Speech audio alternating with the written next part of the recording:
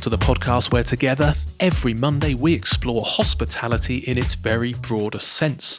From culture and cooking, cocktails and coffee, nutrition and farming, politics and animal welfare, organic and sustainability, family and business, entrepreneurship, and much, much more. Come and learn with me, Mark Cribb, about where our food and our drink comes from, and the businesses and, more importantly, the human beings that thrive on where we decide to spend our time and our money. Sign up to our weekly newsletter at humansofhospitality.co.uk and hit subscribe on your podcast player of choice. If there is one restaurant on this planet that embodies purity of intent and an obsessive eye for detail, it is Hawksmoor. Whether you're in London, Manchester, Edinburgh, or New York, which will or has opened, depending on exactly when you listen to this episode, you know you'll be given exceptional food, but with none of the stuffiness that used to come with such wonderful dining. As regular listeners will know, I have the privilege of interviewing dozens of hospitality legends, and without fail, whenever the Hawksmoor name crops up, people nod their hat to their awesome, well-deserved reputation and exceptionally consistent execution. So I was very, very excited to finally get to sit down and hear their story directly from the horse, or should I say cow. Hawksmoor's founders Will Beckett and Huw Gott have stuck to their original vision, doing simple things really, really well and delivering them in beautifully relaxed settings which feel like they've been there forever. But doing simple things brilliantly, time and time again, takes a lot of time and effort. My conversation with Will gives you an insight into the incredible amount of thought that goes into every tiny detail, from sourcing ingredients from the best ethical producers to calibrating the level of smoky grit on the grills used to cook the famous Hawksmoor steaks, to even rummaging through second-hand shops to find the right architectural features for each of their venues. Hawksmoor is an inspiring example of how you can build your business with integrity on both sides of the Atlantic. And if you're wondering why Hawksmoor dares to bring its offering to the USA, home to the steak restaurant, start listening now to find out why. Will Beckett, Hawksmoor, thank you so much for sparing the time to be on the podcast. Hugely appreciate it. Can you just explain to listeners where on planet Earth are we, please, Will? We're in our office in Shoreditch, which is, it's literally a stone's throw from the first Hawksmoor that we opened. We've just moved here, so we're really, really excited about kind of being back where it all started. Nice. You're tucked down a little back street. I did manage to miss it on the first walk past and ended up, I think the reception around the corner in Jack's place must get people coming in all the time saying, where's Hawksmoor? Because he literally went into his very friendly, full of banter and said, yeah, it's just around the corner and directed me here. So you should probably buy him a coffee occasionally. It's definitely not like the most glamorous of locations or offices. We had someone from our board come in on the first month or something that we've moved in. And he said, I think this must be the only company that I've seen where as you kind of get bigger, you actually move into a worse office. But anyway. I found it quite refreshing, having sat in various cupboards of small kind of startup places, to know that even when you've got a decent chunk of funding behind you in successful restaurants, you still don't spend all of your money back of house. Front of house is still where the money goes. No one would walk in here and accuse us of spending all our money on fancy offices. No, I don't think so. It's very true. So you've got a really annoyingly good reputation. I've interviewed loads of people. Your name comes up all the time and everybody loves you. So I'm hoping that you'll destroy that illusion by the end of this. There's no doubt that will be gone. Actually, he's an arsehole. But Hawksmoor and you, almost faultless. I'm sure it's not like that behind the scenes. But for people who don't know Hawksmoor, in the hospitality industry, I think everybody knows you. You have got this incredible reputation. But for people listening who don't know, what is that ethos around your restaurants and around food? What does Hawksmoor stand for? Yeah, it's funny in a way. I think of it as blindingly obvious or simple, really. I mean, we are just steak restaurants. There's nothing wildly clever about what it is that we do. We are, from kind of a restaurant point of view, I think we started on just trying to do really, really simple things well, right? So in my mind, if you're going to run a steak restaurant, you probably want to spend quite a lot of time thinking about beef. Like, what creates the best beef? How do animals live? What's the best way of farming? What's the best way of aging? What should you cook them on? How do you, whatever, all of that kind of stuff. And what started as just let's do basics, well, let's make sure we're really, really good at steak and chips, has developed, I think, in terms of how much attention we put into doing a range of things that strike us as just the basics of being a steak restaurant, but we try and do them as well as possible. Nice rooms, nice vegetarian food. You should have, in our mind, all of that should exist well. So we put a lot of effort into just thinking about how to do simple stuff well, I think, and without ever really feeling that we do anything that is clever. And I think that has coincided with, we tried to build a restaurant that probably is in line with our personalities, which is we like high standards, we like trying to do things really well and being good at what we do, but we are some of the most casual people, two of the most casual people that I know, really, both in terms of the way we dress and the way we like to work, and just being ourselves at work and not having kind of a professional personality.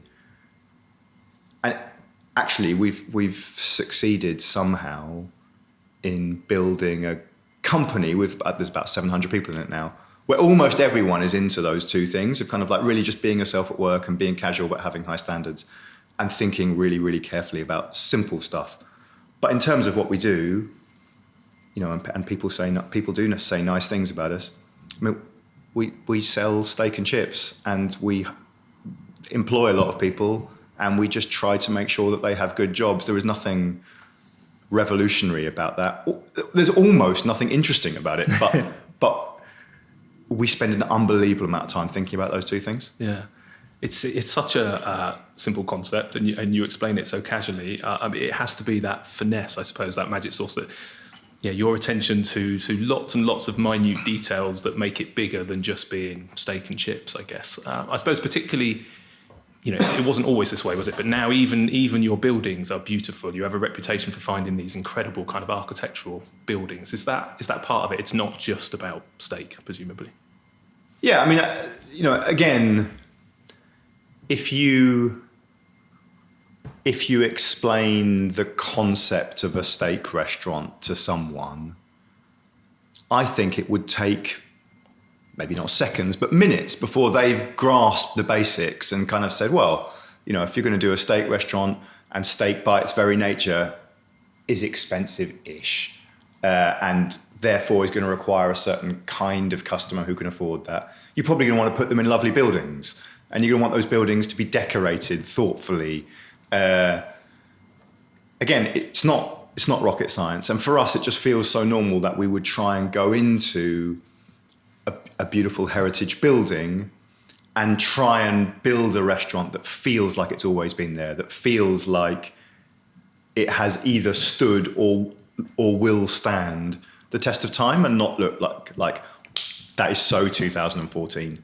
Again, it just feels like quite a simple thing to us. And Huw, and I'm just pausing because I was going to say my business partner, which seems daft in a way because he's also been my best mate since I was 11 years old.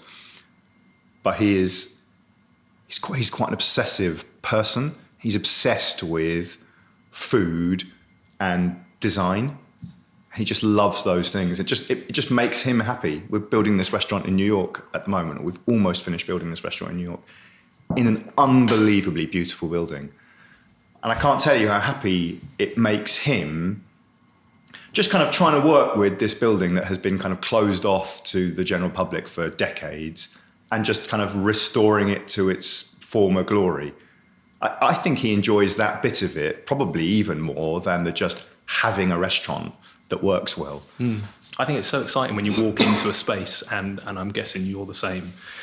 So you can see it. You walk in, because you've seen a lot of buildings. New York was originally going to be the World Trade Center, was it? Yeah. Or some sort of big, more sort of modern building. But that idea of moving into more historic kind of buildings, is that something that's evolved? I'm guessing that on day one of the first Hawksmoor, you didn't say, right, we're only ever going to go into these buildings. Yeah, I mean, you could walk past you might even have cycled past it on your way here. That is not a heritage building. It's not beautiful. It's a drab building on what, when we bought it, was what an estate agent called a tertiary location. And the soul of Hawksmoor is there, and we have refurbed it a couple of times, but the building is grim. And that idea of using beautiful buildings has kind of developed as those buildings have become accessible to us, either because landlords want Hawksmoor in their building now, or because we can afford it, which was not the case in 2006 when we first started. What attracted you to that one initially in 2006? Affordability. Right. Yeah. I mean, if I think about 2006, Hawksmoor was our fourth restaurant, and the other three, which still existed in 2006, were, and certainly ended up being, various shades of failure. We had no money, but we had enthusiasm and naivety, and that we just found this building that was available. And there is definitely a version of the Hawksmoor story, the origins story, which is true and real about, when we ate, we'd eat steak as a sort of special occasion treat in Hugh's house, and like a memory of how good British beef was and how much effort we put into that, and excitement about, kind of traveling the world, and we'd seen these things at these amazing steak restaurants, and all of that is true. But there's another version which is also true, which is we just found a Turkish grill restaurant on a fairly shitty street, and it had a Rabata grill on it, not Rabata, with a Turkish kind of grill with bars, and we didn't have any money. So we just built the restaurant really around the kitchen equipment that existed in this Turkish grill restaurant. Yeah, much more affordable way of building restaurants, isn't it? If you take an existing one and just tweak it. It's funny, that grill, by the way. Is it still there? Well, it's still there. Not only is it still there, when we opened our second restaurant 4 years later, there was this kind of question of like, okay, what's the special sauce that, that kind of makes Hawksmoor work? And for Huw, that was, what's the special sauce that makes a steak work? And we've obviously got, all of the farming and all of that kind of stuff, the field to fork bit. But in there somewhere is, oh my God, what if it's about the grill? Like, it's built a certain way. It's kind of, it's almost pyramid shaped. So the kind of smoke stays in. It's kind of so Huw had the grill built as an exact replica of the Turkish grill that we inherited. And the bars of the grill he bought 6 months early and put underneath the bars of the grill in Spitalfields, in case like the seasoning of the bars and the kind of, the history of it being all kind of charcoaly was part of the special sauce. So by the time we opened our new restaurant in Covent Garden in 2010, the grill was basically exactly the same, down to like the level of smoky grit on the bars. Wow, that's pretty OCD, that level of detail. I think that's, isn't it? Huw is quite detail obsessed. Has he managed to let that go yet, or is that continuing?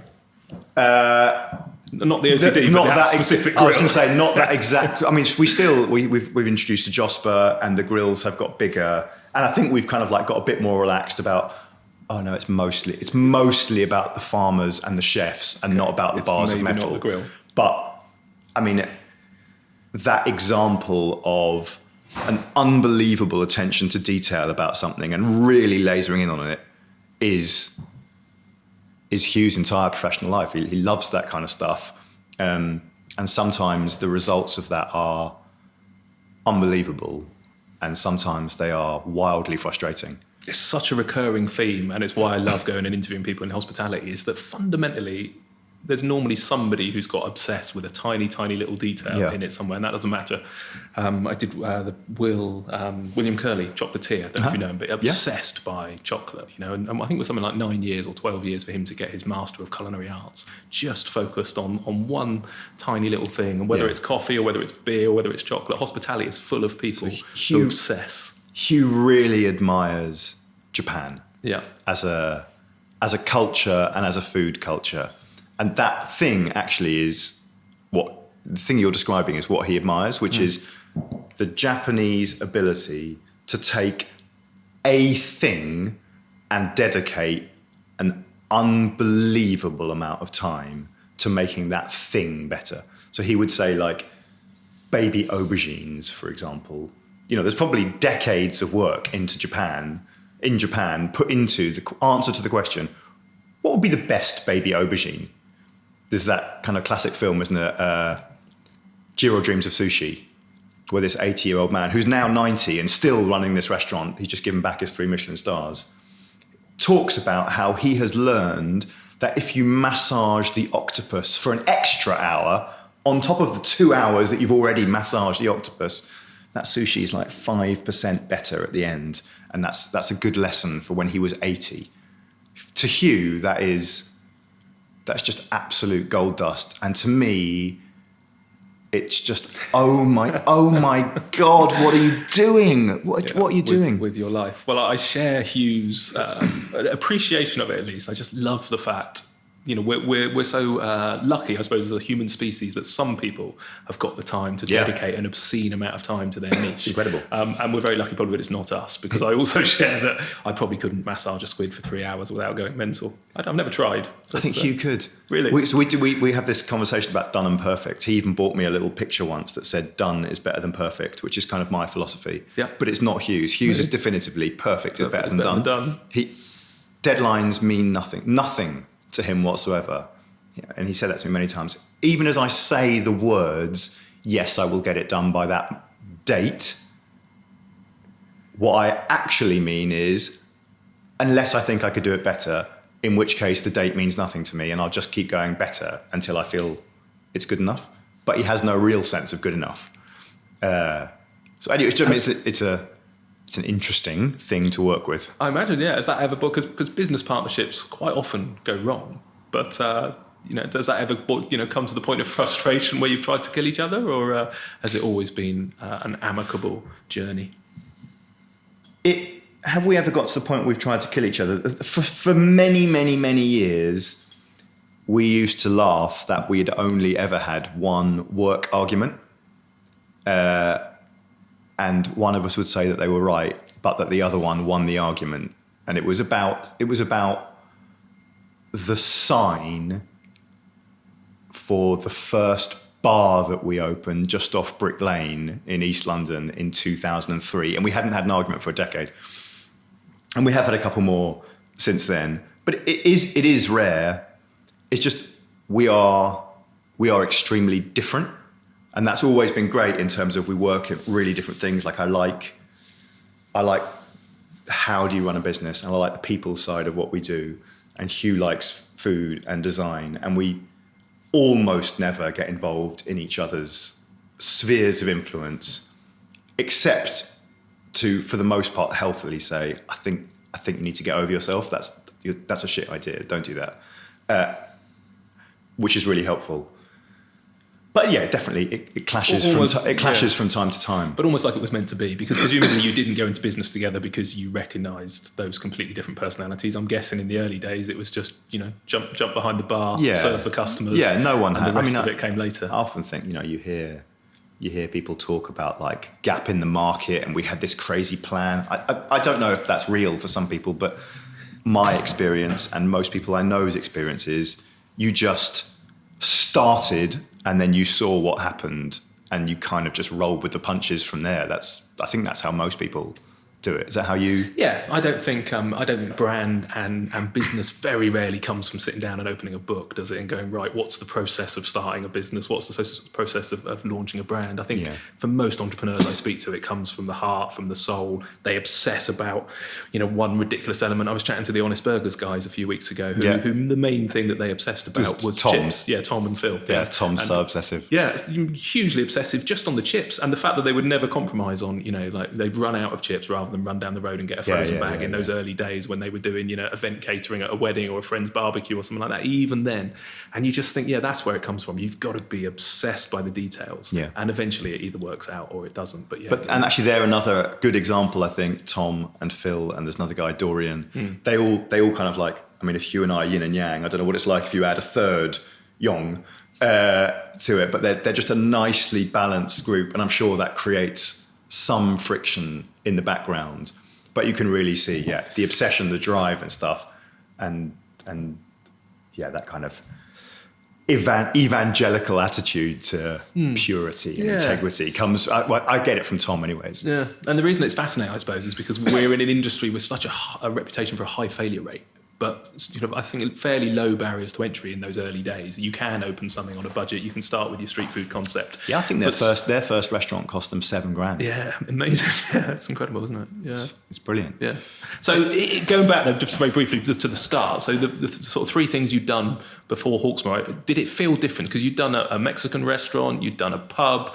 When you got to Hawksmoor, was this just a case again of the evolving journey, and you were just throwing out ideas and opportunities present themselves, or did that one feel different? Was it taking the learning from the first few and going, right, let's implement this? No, that would be really good, wouldn't it? If I could say we'd learned a lot from failure and applied it to Hawksmoor. And that did happen, but I think it happened 3 years after we opened or something.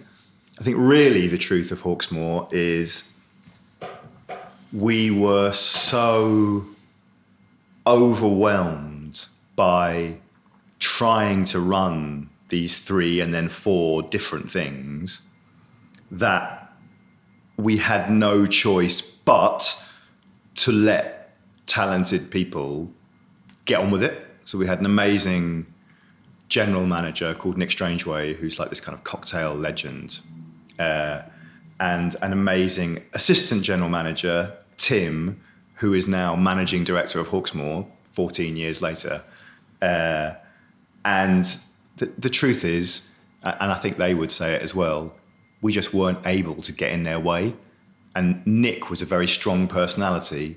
So he would say to us, get out, get out of the restaurant. Don't come up with any more clever ideas. Just let me get on with it. It's working. And we learned a lot from him. Yeah. I'm laughing because I think my team appreciate that now the same way. They're like, please go home and get out of the way. Yeah. I slow down service now. So we started that way. Yeah, okay, good. Well, I evolved to it. What motivated you? So if you had 3 that were kind of iffy, and I'm guessing back then you're flying by the seat of your pants, why did you keep opening? What made you open the 4th instead of just going, you know what, this is really hard, I'm going to go and get another job? I mean, I think a variety of things. We had learned, despite the hard, that this felt like the industry for us. We've both kind of grown up in food and drink families. Hugh's family, have a little cafe, and my mum's a food journalist. She's a Guardian wine columnist. That's quite a handy start in life, isn't it? I was slightly envious when I read that. I was like, wow, imagine growing up in that house. Certainly gives you an appreciation for, this is good, this is not good. Yeah. But actually, it hasn't been great for my wine knowledge, really. Anyway, another story, perhaps, another time, perhaps. So partly we liked it, and I think if you're happy, even if things are difficult, that's good. Partly we were naive. Looking back on it now, it's an absolute car crash that someone who was an actual adult should have said to us, "Fuck are you doing? Just get out," and they would have been right to do so.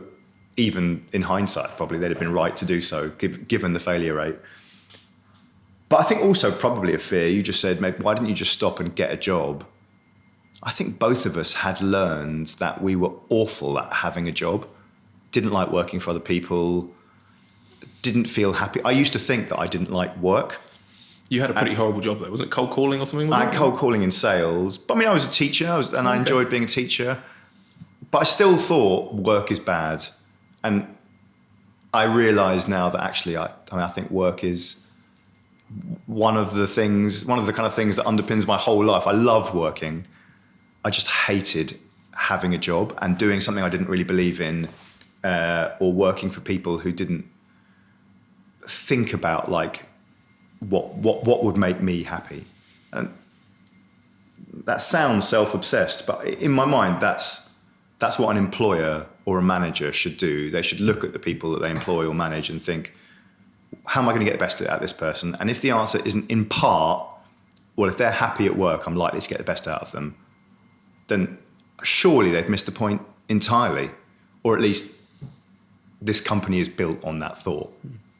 Yeah, no, I agree 100%. And that's why I think why you've got a reputation as being a normal human being in an industry that often's full of crazy people who want trophy bars and trophy restaurants and stuff like that. But I think that integrity and authenticity of, we're all in it together fundamentally. I think hospitality is a good industry for that. In service, in a restaurant, whether you're the manager, in the kitchen, the KP, the cocktail barman, it's such a team pursuit, I think, isn't it? That the right hospitality venues really build on that, and that's probably why you're still here.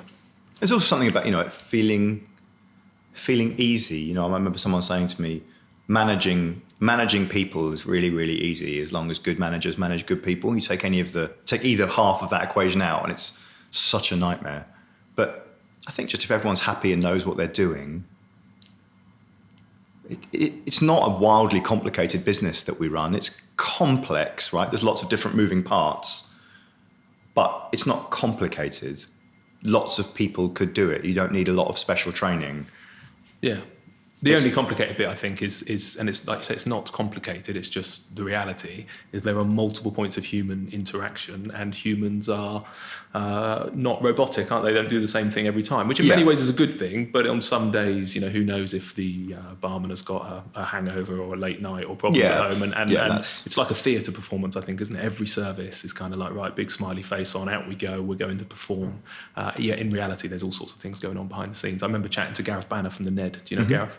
And he had something like, over a weekend, it was something like 350 points of contact between, a customer who stayed for 2 nights and his team. And really his, job is to make sure that every single one of those points of contact is positive with people from multiple nationalities, with multiple things going on for their lives. And that's a challenge, but it's also awesome, isn't it? Because it's a human and not a robot. Yeah. Something else, in fact, you just touched on something that I also really find interesting about. I don't know whether it really is unique to our industry, but I've never been in another industry. Let's say it's about business, but you can go about the challenge of how do we do this in so many different ways. Think about it in so many different ways. It's never occurred to me ever to think, I wonder how many points of contact there are. Huw might have thought about it. Huw would have thought about one, and then thought about it for the next 3 years of his life. But it's never occurred to me to think, I wonder how many points of contact there are, and how that might work in different ways. It's just not how my mind works at all. But it's a completely legitimate, probably great way to do it.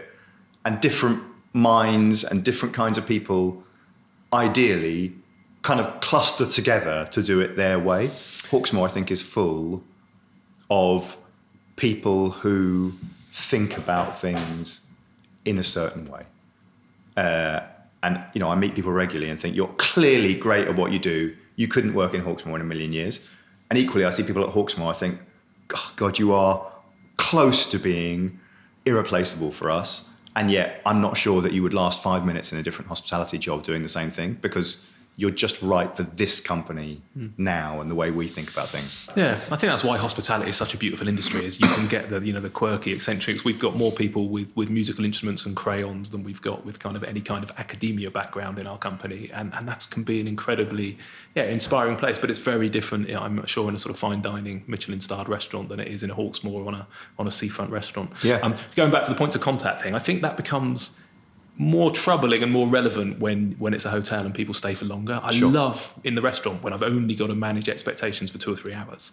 But I've not obsessed necessarily, but certainly thought that, when people come and stay in a hotel, you probably have a better night's kip in your own house than you're going to have in a hotel. But our objective is to try and make, cleaning your teeth better in our hotel than it is in your house, whether that's the decadence of the bathroom and the mirror and the lighting and all that kind of stuff. But it's quite a hard thing that over 2 or 3 days, I always think that the longer people stay, the more nervous I get, because I'm like, I can definitely exceed your expectations for the first 24 hours, probably the first 48, but after a week, you're probably going to wish that you'd gone home, and I don't want to get the blame for that. Yeah, I don't know, and I'm thinking aloud a little bit, but I've always been more interested in principles than rules. Yeah.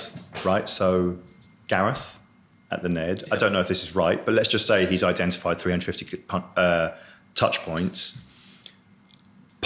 A logical follow-up from that might be, right, let's break them down. Let's put all of those on paper. Let's work out what good looks like for each of those 350, and let's train people on each of those 350 things so that everyone knows, in this scenario, this is what you do.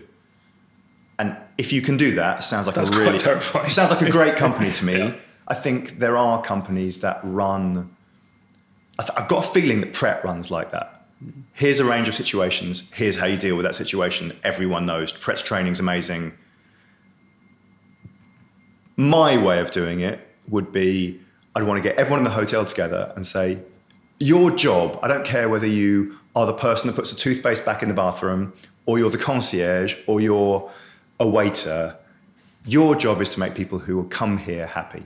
That's it. Go away and work out, how do you do that with what you do? Just understand the principle of what we're trying to achieve here and work it out in your own way, autonomously.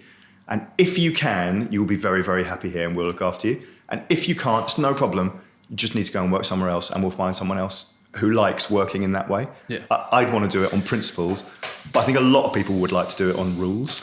Yeah, and I agree with you 100%. I think you teach people the ethos of what you stand for, which is fundamentally, like you say, it's very simple, isn't it? It's kind of like, blow the customer away, make them really happy. That's all you've got to do, and then empower them to do it. I always remember, and it's hard to on a podcast to draw, but the kind of traditional triangle of a hierarchy in a business with boss at the top, and then down the hierarchy to lots of people at the bottom. And very early on got taught, you need to flip that so it's the other way up, so that your team are at the top. The boss is ultimately the bottom, and all the boss's job really is to say to the next layer up is like, what do you need from me to help you do your job? So I'm not going to tell you how to do it. We use that in Hawksmoor. We have 5 values. We call that one the support value. My job is to support people beneath me, etc., etc., etc. Or we don't use the word beneath, but again, like that kind of inverted pyramid. I think I came across it from Danny Meyer. Right. Yeah, I love that. He's got a whole chapter right on that exact thing. Yeah, maybe I did as well. I do remember reading his book, but it was probably 10 years ago, so I need to go back and re-listen to it. We've all ripped off loads from Danny Meyer. Yeah, I did the 51 percenters over the years, and he's I need to get him on the podcast. Actually, I know you went over to New York and spent some time with him. Yeah, that was.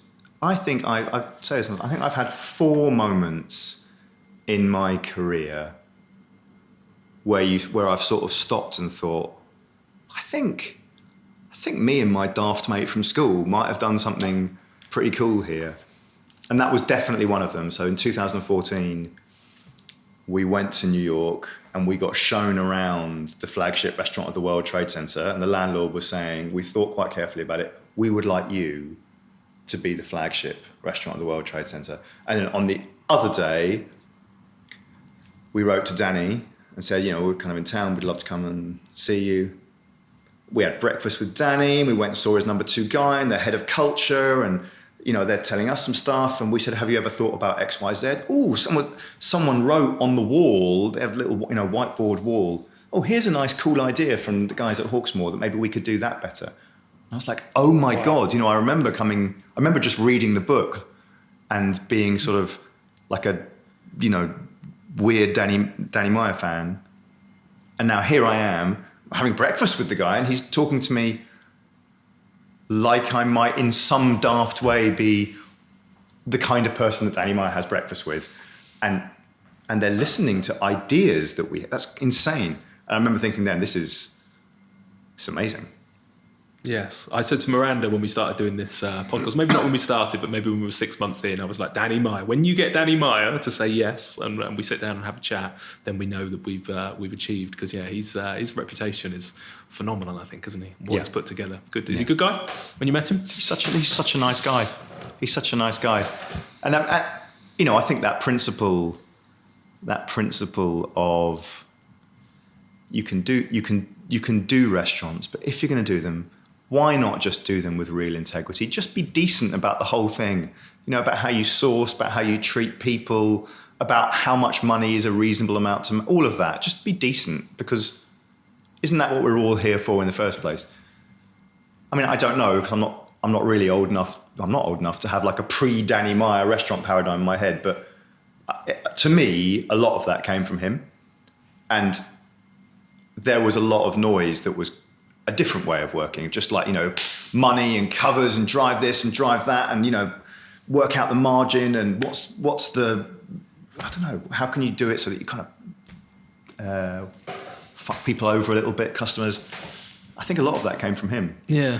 And that, for me, that's been a slightly depressing kind of, the reason I started this podcast is I became concerned about the sort of the big investment from the venture capitalists into these kind of formulaic rollout of huge 200, 300 kind of unit chains across the country. And that they were taking something that for me is hospitality and Danny's perspective, view of hospitality about, people and how we make people feel and all that kind of stuff. That's what I think hospitality is. And I got a bit depressed by the fact that people were turning it into a P&L and just running it by a faceless board of directors in London who probably don't actually believe it's hospitality. They believe it's making money. And there's not necessarily anything wrong with that per se, but it kind of irritated me that I think hospitality should be so much more than that.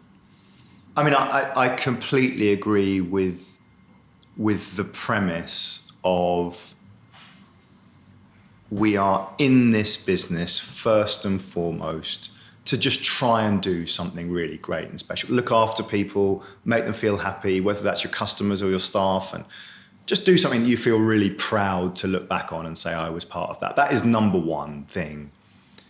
And if you put money as a higher priority than that, you have fundamentally missed the point and you're in the wrong industry.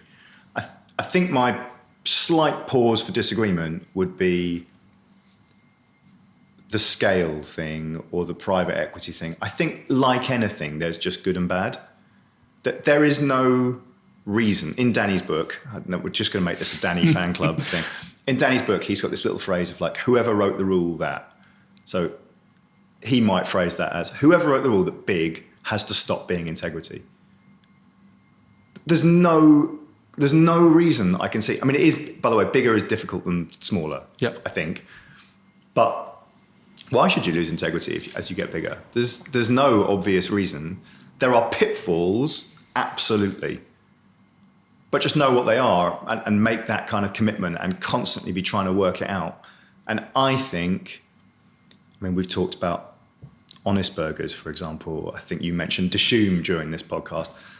There are now quite a number of companies who are trying to think about something that we talk about a lot, which is integrity at scale. How do you do integrity but make it bigger? And I don't know, you're right. Obviously, a lot of chains have lost the integrity as they've scaled. But I don't think that necessarily is the same as saying scale means loss of integrity. I feel like that should be challenged because I think that that just accepting that is so doesn't encourage those companies to do better and doesn't encourage people to sensibly invest in smaller companies that are aspirational of doing integrity at scale. I mean, I definitely have heard that in the early days, a version of, if you're going to want to make this bigger, you're going to have to make it worse. Less good or less integrity is the only way to do bigger. Why? That doesn't make sense to me. But if that's an accepted view, that is what will happen. Does that make sense? 100%. You've been very careful, I think, in choosing an investment partner that I'm guessing shares a longer term perspective and the fact that you've stayed in control. But does it happen sometimes, do you think, where it's the wrong partner, money's the obsession, the founders end up getting out the business and that's the sort of the start of the slippery slope, or is that not fair? I mean, it obviously has. It obviously is fair because we've seen it happen. It just doesn't have to be that way. No. I think that an issue is where are the people who have a track record of integrity at scale? Because it's sort of new, isn't it? Yeah. It's sort of new to say, right, let's build something big, but we want it to be really, really good. What do you look at that is really big and still really, really good and think, if we hire someone from there, that would be great. We're all kind of making it up as we go along, aren't we? 100%. I was talking to Brian Trollope, who is, I don't know actually what his title is, but he's the senior guy below the owners at Dishoom. Right. Such a great guy. And he was telling me that they have just sent him on a transition to general manager course with INSEAD, which is big business thing. 2 weeks in France, 2 weeks in Singapore. And he's meeting a lot of people who are basically moving to being managing directors of businesses. I mean, and I looked at the cost of that. I thought, what an incredible commitment that was to creating someone who can do integrity at scale.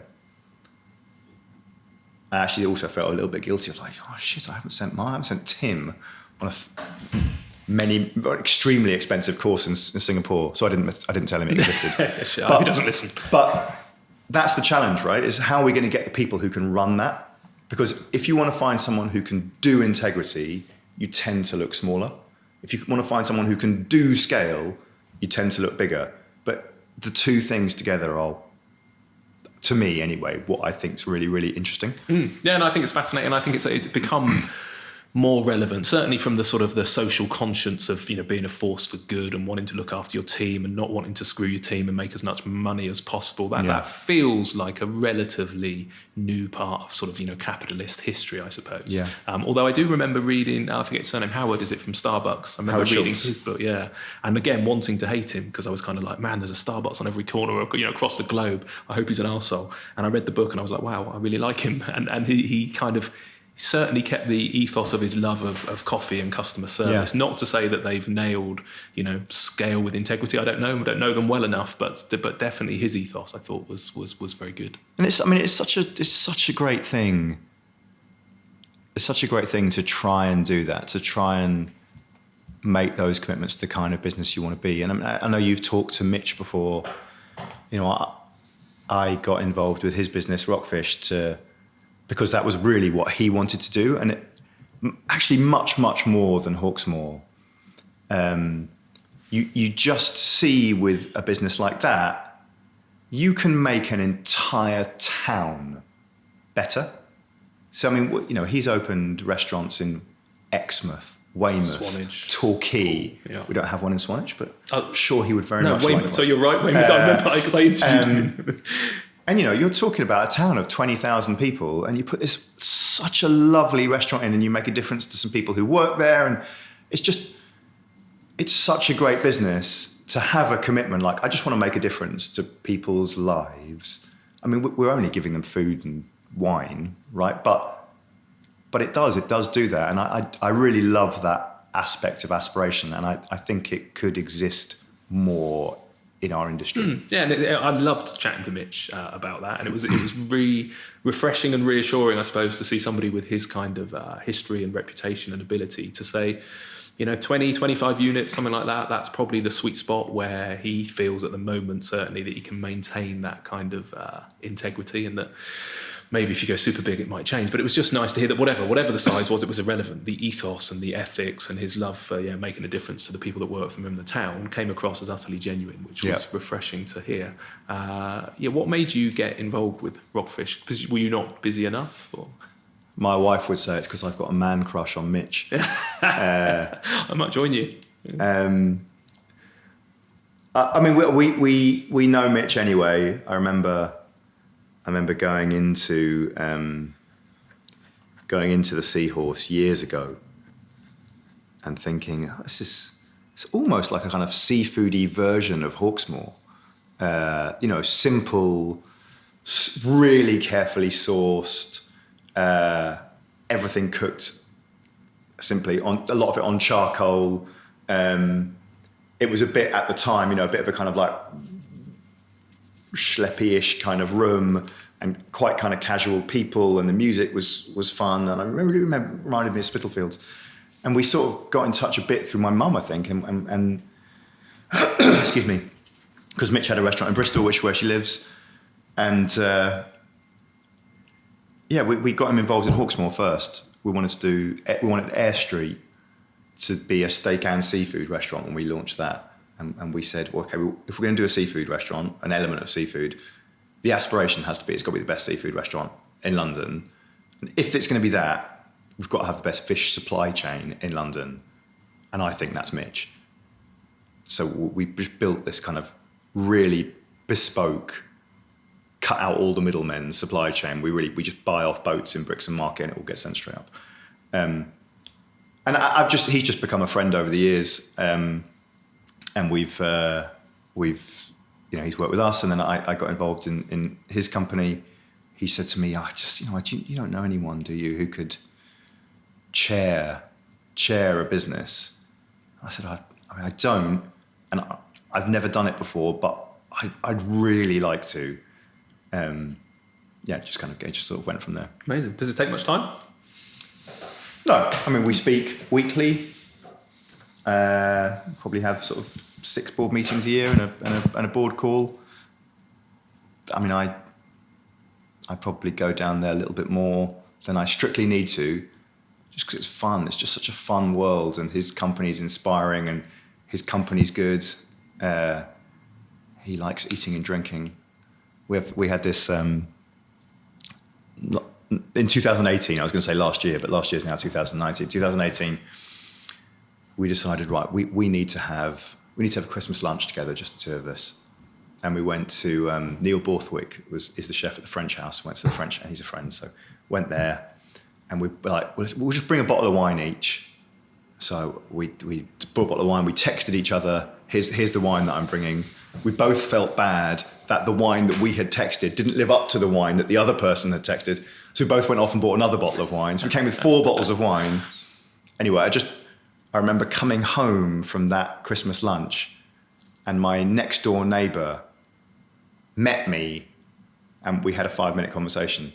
I don't think I've ever seen my next door neighbour again without him saying, I just didn't realise that lunches like that existed, where you might be in that kind of state by the end of it. And that is what a Mitch lunch looks like. How does Mitch, whilst we're on this subject, how does he make locations like Weymouth and Exmouth and these small towns work? Yeah, Hawksmoor, you've publicly said big cities, Manchester, Edinburgh, New York, London. Why the difference? Why does one only work in one place and the other stay small? I mean, in some ways, it's a question that I don't really know the answer to, other than I think I've learned from my career that sticking to what you're good at and what you understand is really, really solid advice. And Mitch really understands coastal communities and seafood restaurants.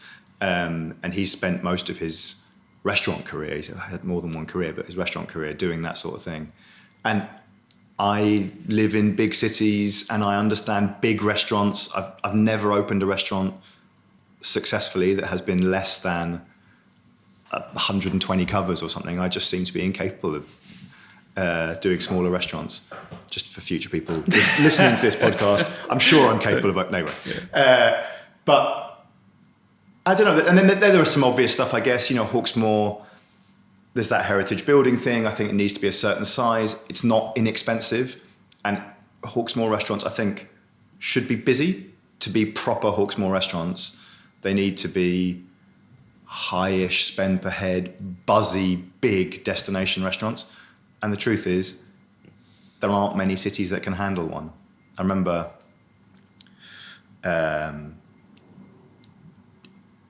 we opened Hawksmoor Manchester in 2015, and Jay Rayner went up to do one of his talks. He kind of does a variety of talks and stuff in Manchester. He emailed me or called me or something, and he said, I think there's going to be a question from the audience. I don't know how to deal with it. And the question is, when you opened Air Street in 2013, I said with some confidence that the only city in the country that could handle a restaurant like Hawksmoor Air Street is London.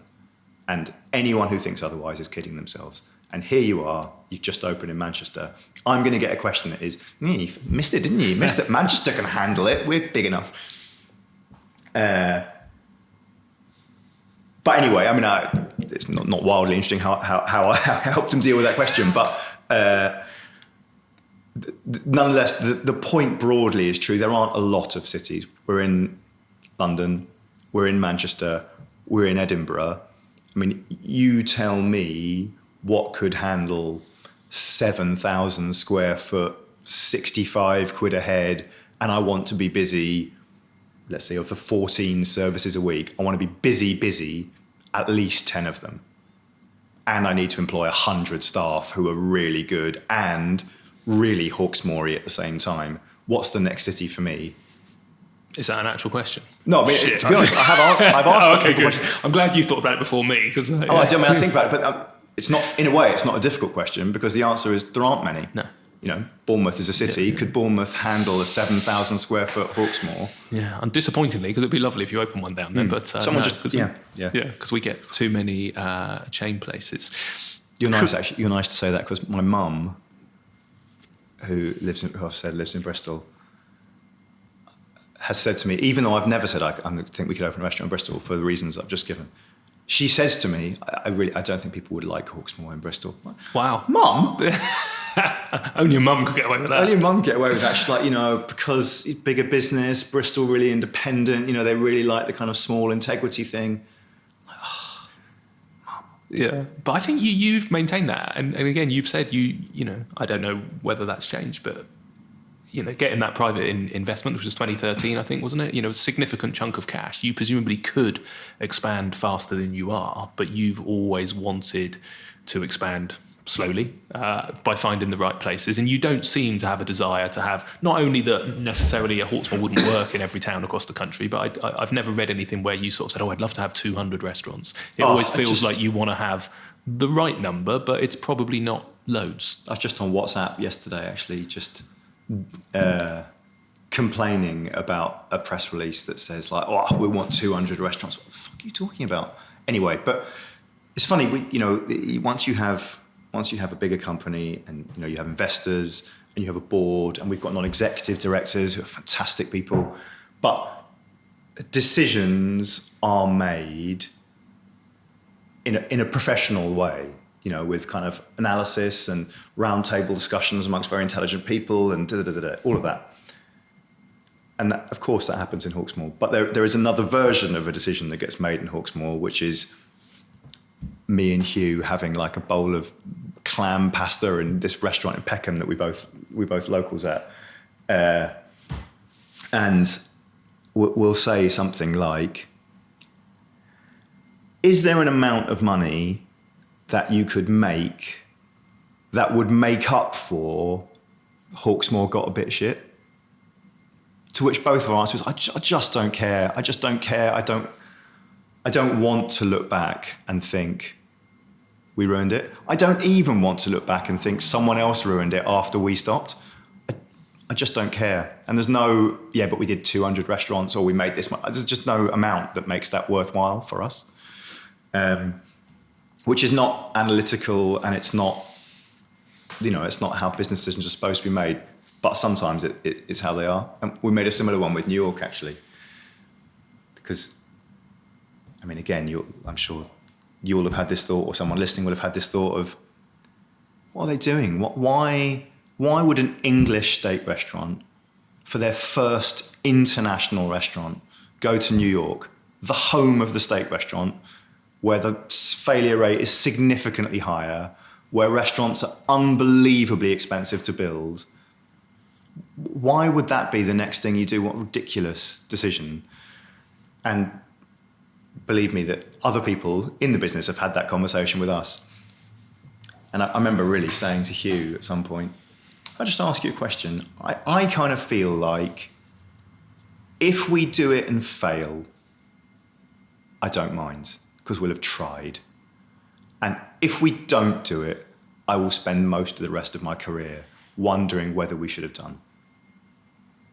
Do you feel like that? And he's like, yeah, 100%. I don't mind if it fails. I just want to try. I was like, in that case, is there anything else to talk about, really? Let's just do it. I hope that I hope the rest of the board aren't listening to that, but that definitely is like, the background of making a decision. And that is nice, isn't it? It's nice to be able to make that kind of have that kind of conversation with your best mate about 100%. how you run your lives and your business. And it's probably the reason for being an entrepreneur and having your own business. And I think for me, being an entrepreneur is that opportunity to create things that are only in your head. And I think what an utter privilege it is, when you're a kid and you make things out of Lego and stuff like that, and it's pretty cool that there it is, a physical thing you can touch and poke. And I love the fact that I'll see a building and in my head I'll see, festoon lighting and hear the music and the clinking of glasses and, family sat around laughing and joking and sharing a Sunday roast. And what an amazing thing it is to take something that's only in your head and then create it, and it's three-dimensional, and then people come and they give you feedback. So no, I get it. I think the opportunity to go and do something in New York must be pretty awesome, really, and to do it, because you want to do it, and it's not about the numbers and the money. Obviously, it's got to financially work to justify being a business, but that shouldn't be the primary reason for doing it, shouldn't it? I don't think it should be money. I think it should be curiosity, insatiable curiosity. And I should say, by the way, I really hope it financially works. Yeah, better do that. Yeah. Are you taking British Hawksmoor to New York, or are you adapting it for New York? Yeah, I mean, we are and we aren't. When I think about Hawksmoor in this country, it feels right to me, for all sorts of reasons, that it should try and be a really great British steak restaurant.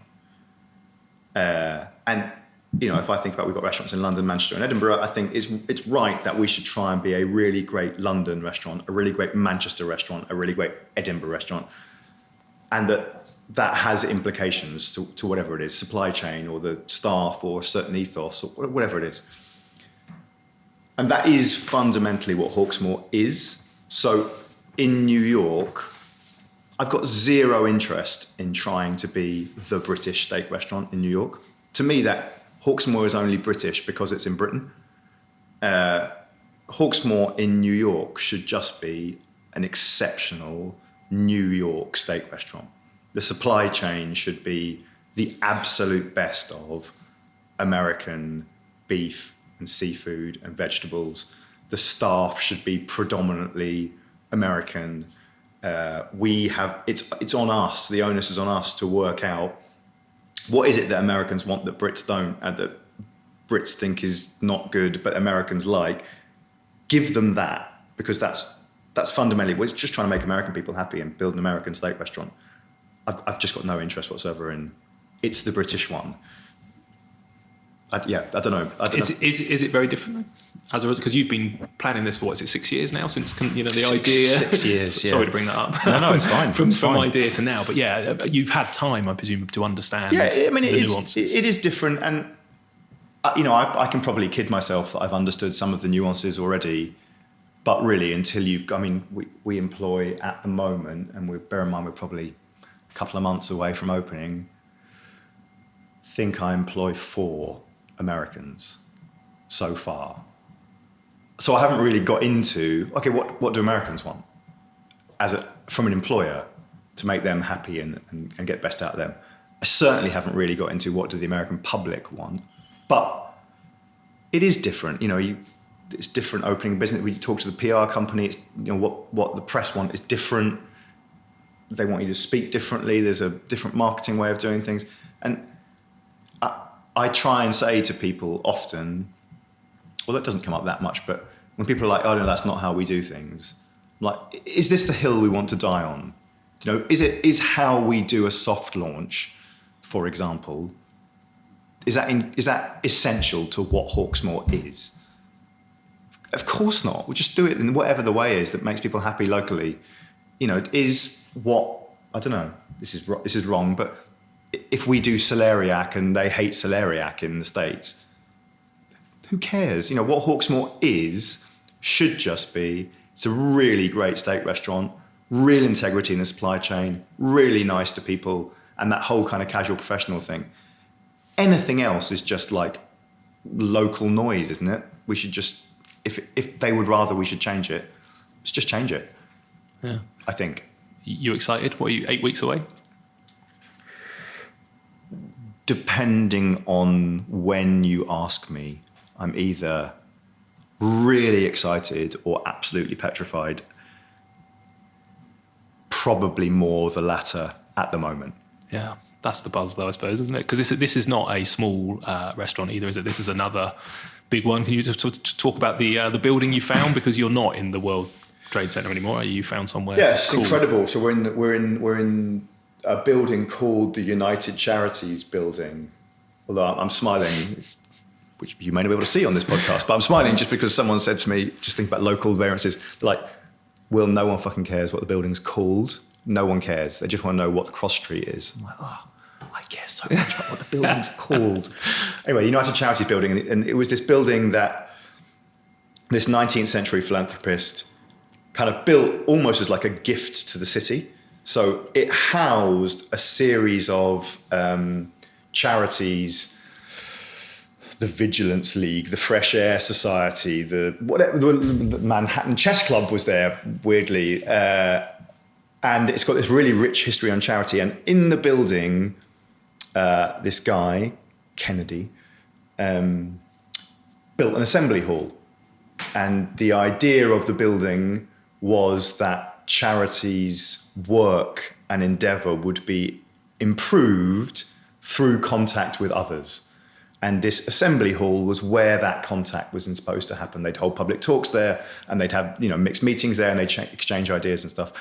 And the restaurant is in the assembly hall, and it's been so great because we've taken around industry people who've lived in that area for a long time, like Mike Anthony, who's the chef owner of Gramercy Tavern, just the nicest person, and he's been literally just round the corner for 20 years, and he's never seen the building. Never seen inside the building. So again, we're just sort of bringing back this amazing space to kind of the public realm. So anyway, we're in this big building. It's a 170 cover restaurant, 50 in the bar. It was wildly expensive to build. Was it a shell? Had it not been used for a while? Or? Yeah, it was a shell. It was a shell. It had been bought by, the building had been bought by, I think it's like some Chinese investors or something, as their first kind of freehold property in the States or in New York.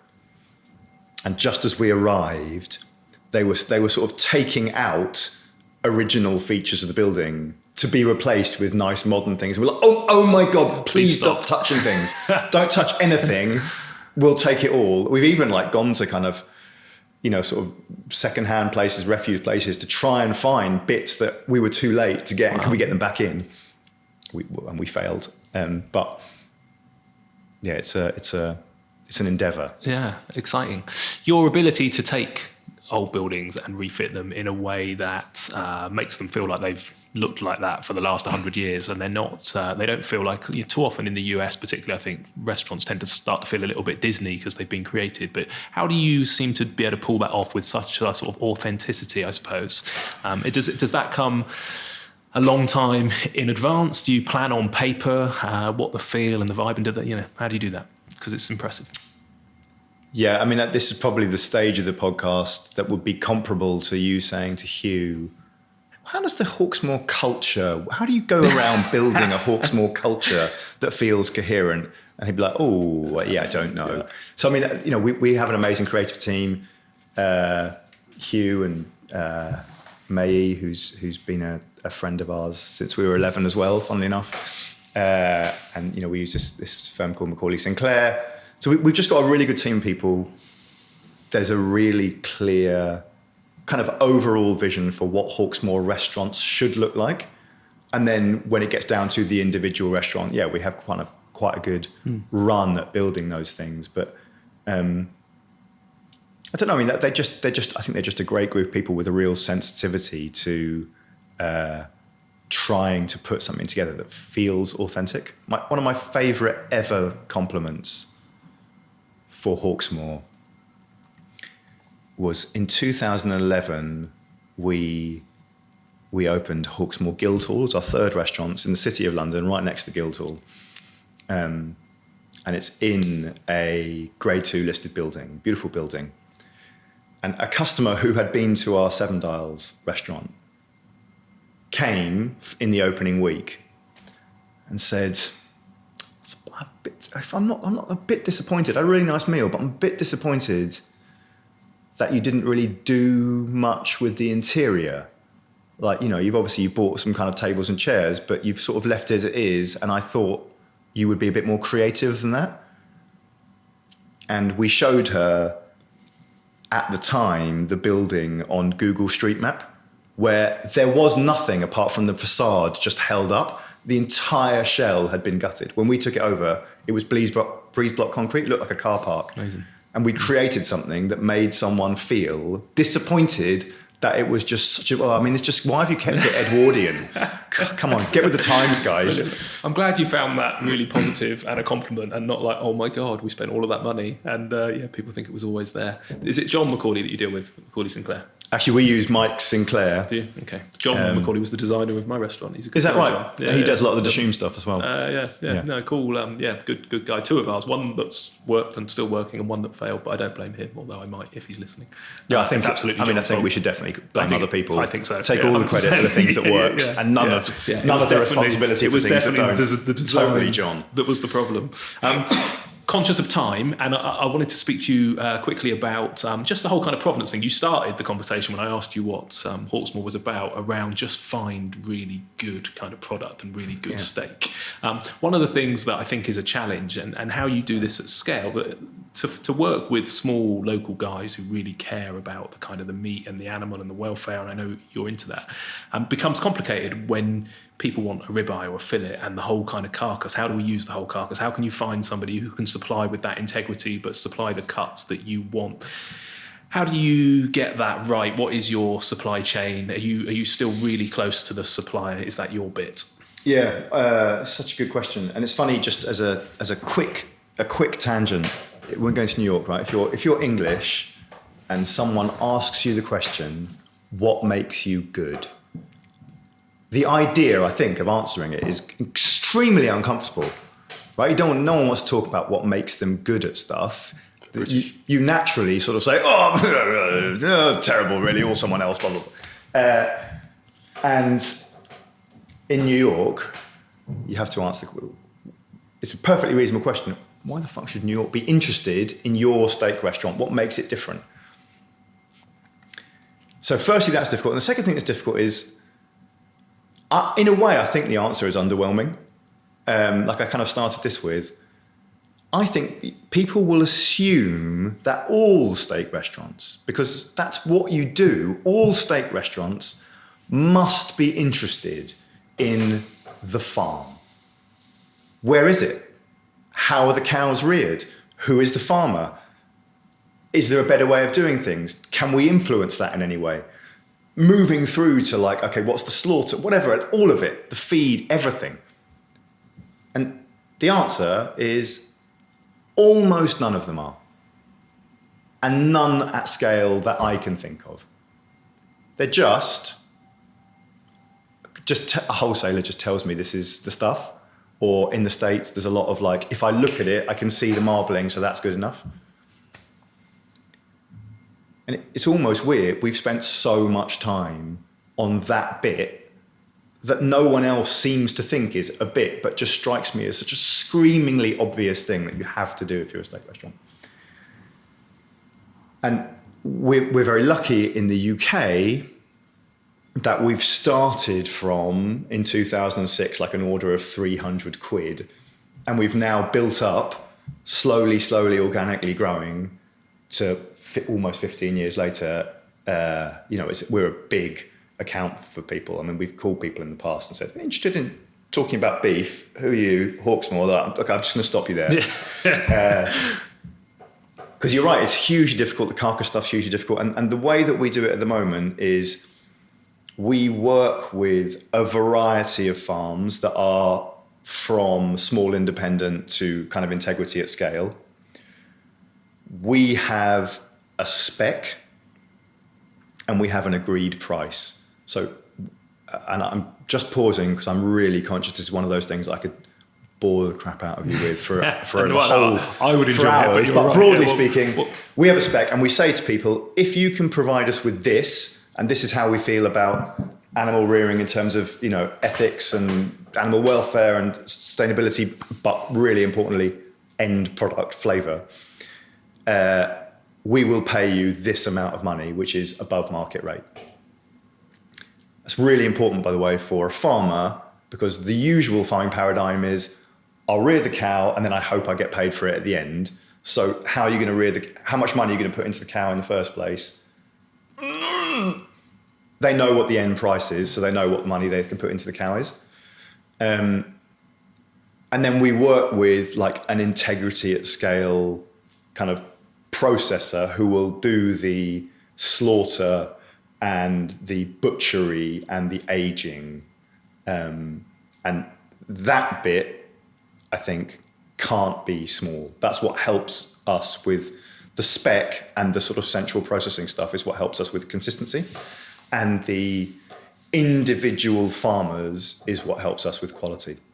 Does that make sense? It does. No, it makes absolute sense. Yeah, and that's, I suppose, the bit that is all too often missed. You have got to have, you know, just the regulation around the slaughter and the I suppose the reputation of the slaughterhouse and all that kind of stuff. And too many people get to that point, even if you can bypass, you know, the wholesaler or the butcher, and then the wholesaler, and then, you know, get back to the slaughterhouse. But to get to the next stage, so you're dealing with the farmers who then feed into a slaughterhouse that you know, basically, so you can go direct to the farm. Yeah.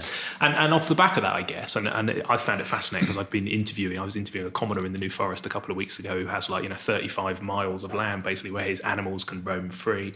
Really interesting guy called Tom Foote down in Devon, who's the open air dairy where his 800 cows basically live out in the fields and are milked in the field. And you know, the nuances around farming and how little, I suppose, the public know about farming, but how I think there's this interest, this whole debate, I suppose, at the moment around vegan impact of meat on the planet and all that kind of stuff, which is much more complicated than probably just eat meat, don't eat meat. You know, there's some benefits to farming on the land, how the New Forest is managed, all that kind of stuff. So it's nuanced and it's complicated, and I enjoy talking about it, but I recognise as a consumer it must just sort of blow their mind sometimes. Have you noticed a change in demand for that? More so, I suppose, in the last 2 years, and is it a conversation you're joining in more, and what's your thoughts? Yeah, it's one that we really want to be part of. I have a view, and I'm not sure if it's right actually, that the kind of push towards veganism, or the increased interest in veganism, is actually part of a broader societal trend, which is interest in environmental issues, welfare issues, and the quality of the food that we put in our body and its impact. And I think Hawksmoor feeds really well into that macro trend, and admittedly quite badly, I think, into the vegan trend, because obviously we're a meat restaurant. But you know, we think a huge amount about sustainability, environment, animal welfare, and the kind of the quality of the food that you put into your bodies. I think possibly in the past we have felt like it's a conversation that we shouldn't really be part of that much, just because it's so easy to say, yeah, well, you would say that, wouldn't you, because you're a steak restaurant. Even though, you know, we're 3-star, maximum 3-star rated Sustainable Restaurant Association restaurant. We put so much effort into this. We have a full-time head of sustainability in the restaurant, in the company. But I think we feel like now it's probably a conversation that we need to be part of a bit more, because I think you're right. I think the concern around environment, animal welfare, and health is legitimate and real, and I share it. And I think the answer, vegan is better, is wrong, or at the very least is nuanced wrong. And I feel like it's important that there's another way. And you're absolutely right that it does fundamentally go back to good farming. And actually in this country, by and large, we have good farming. America, I think, has some of the best farming I've ever seen, and some horrific stuff that would never be allowed in this country, or maybe not never, but at the moment is not allowed in this country. And I just, when I see the best of it, it's so incredible and inspiring. But this country's basic standards are really, really good, certainly around cattle, which I know more about. Yeah, Polyface Farm. Have you heard of them in the US? Yeah, Joel Slatin. Yeah, that looks awesome, doesn't it? Just from a what can good look like. But I think it's fascinating. And I do think we have a sort of an obligation, I guess, as a restaurant to be part of the solution. We've had big debates with my guys, and certainly changed in the last couple of years, and trying to get the chefs interested in sort of more plant-based food. But saying actually we have the opportunity, because it's probably no doubt about the fact, don't eat loads of red meat every day. Let's eat better, but eat less. And that transition around saying, can we hold people's hand? Can we put the burger, in one part of and instead of burying the kind of plant-based, and maybe it was a bit shit at one point, but do a really good plant-based burger and put it next to the beef burger and hold people's hand to kind of go, look, try this one. And actually it's really good, and have the other one occasionally. So I think we're part of the solution, not the problem. Totally. And it's funny, it is so difficult, because people, me included, a simple answer is so much easier cognitively than a complicated one. It's one of those things, and there are a few of them that I often think, like, if you could just listen to me talk for 10 minutes, I can explain to you what I think. Yeah. But I can't give you a soundbite. And I have thought, what is a soundbite? And eat less meat is better. Actually, my favourite bit of dietary advice ever is Michael Pollan. And his dietary advice is, what is it? Eat food, mostly plants. Yeah. Eat food, not too much, mostly plants. It's great, isn't it? Is absolutely great. Yeah.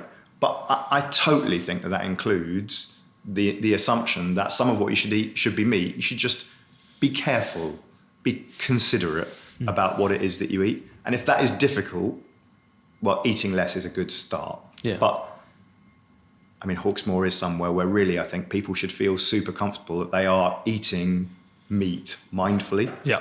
Yeah, I eat very little meat, and I'll only eat it if I know about the ethos and the ethics of the company behind it. So I think if I came to Hawksmoor, I'd happily eat meat, but 90% of the time I won't. And that's a relatively recent thing, and probably the downside of learning too much. But you're right, it's complicated. I could speak to you about an hour on it, but we're nearly out of time.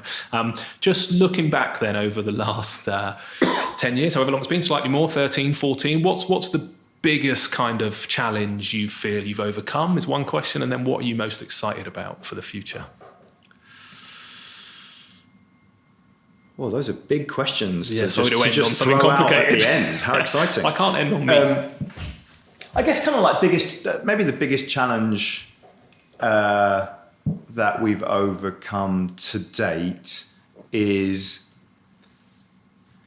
that thing that we've kind of talked about of you can kind of follow your own path to scale. You don't have to go down prescribed routes. Although, by the way, there is a lot of wisdom in those prescribed paths, so you're daft to throw it all out. But growing and kind of really being true to who you are and the company you want to be, it's a real source of pleasure to me to just think about Hawksmoor. Like, I'm proud of it. I really, really like it. I think that's great after 14 years.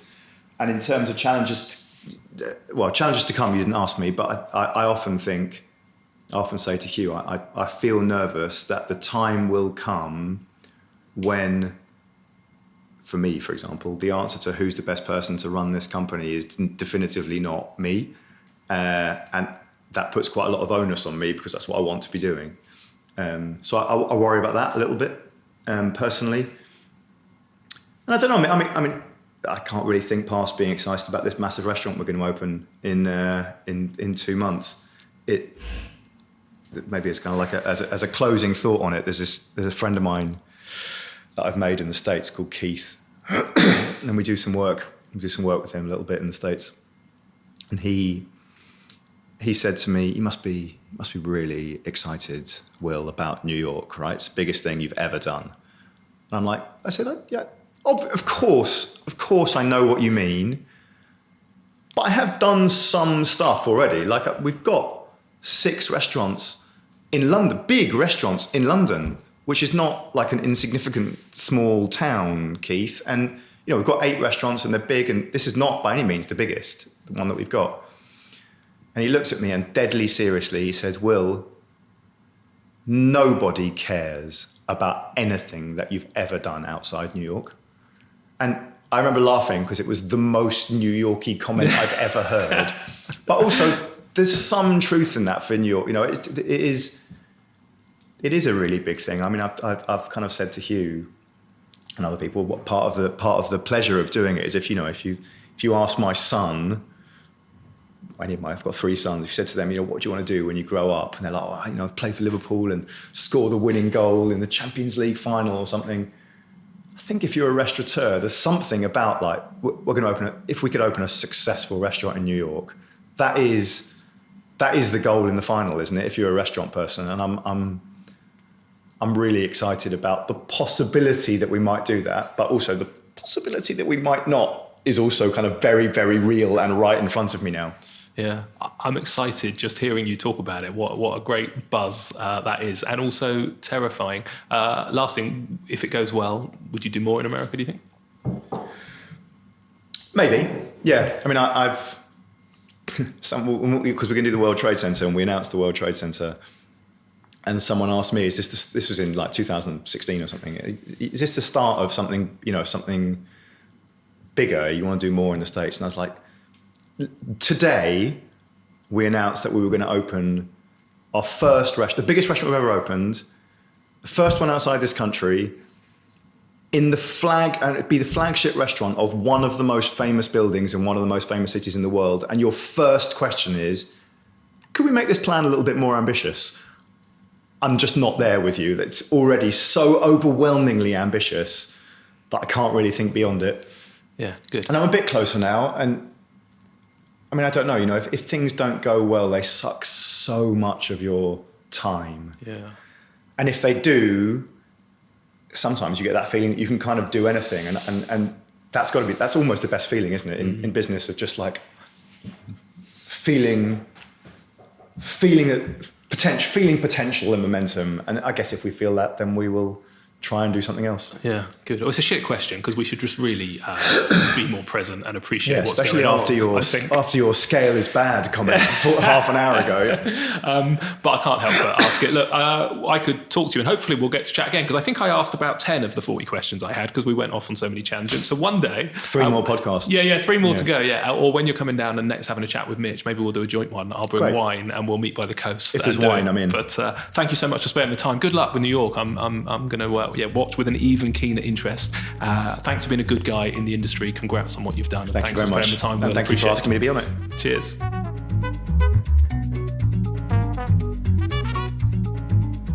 Thank you so much for listening to this week's podcast. And remember that on the website humansofhospitality.co.uk, every week we put on some show notes and some links through to the various websites or social media that are mentioned. And we also do a nice little breakdown of that week's conversations into specific topics. So you can jump through the podcast and just listen to some of the highlights if you wish. If you've not done so already, if you could leave us a review on iTunes or one of the other podcast players of your choice, that would be hugely appreciated.